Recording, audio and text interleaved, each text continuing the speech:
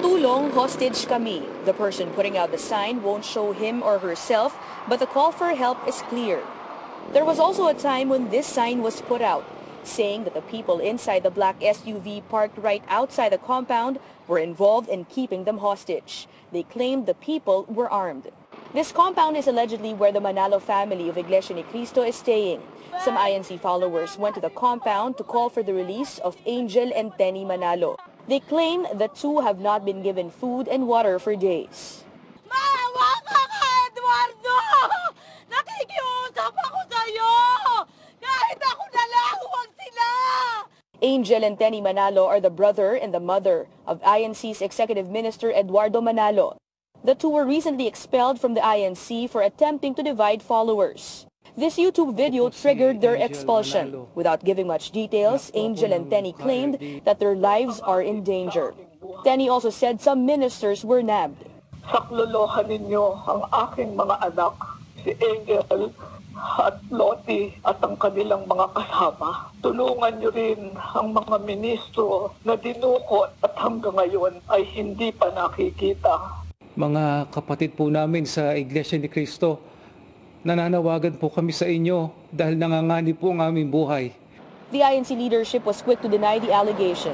General Minister Bienvenido Santiago says they also have yet to confirm if indeed their ministers were abducted. If reports are true, he says they would help look for them. Santiago says Tenny and Angel have been seeking top leadership posts in the church. Masakit man sa loob ng kapatid na Eduardo Manalo ay ipinasya nila na itiwalag yung mga lumilikha ng mga pagkakabahabahagi sa iglesia. Ay ibig lamang nilang makakuha ng mga tao na magsisimpatya sa kanila. Para nang sa ganon ay makuha nila yung talagang gusto nila na mapakialaman ang pamamahala sa iglesia. Supporters of Angel and Tenny also say several ministers have recently been expelled without due process. Roel Rosal is one of them. He says he was dismissed from the church after calling out their leadership's attention on alleged corruption within the institution. Hindi maayos ang pagkakagasta ng pondo. Kaya yun ang pinag-ano ng mga kapatid ng pinag-aalmahan. Diyan nga po sa paggasta ng abuloy ng iglesia.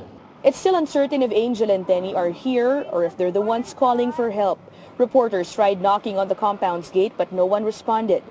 We even tried holding our microphones to the window where they put out their signs but no one spoke. Quezon City Police came to the site but they didn't try to talk to them. CNN Philippines also tried reaching out to INC to get their side but so far no word from them.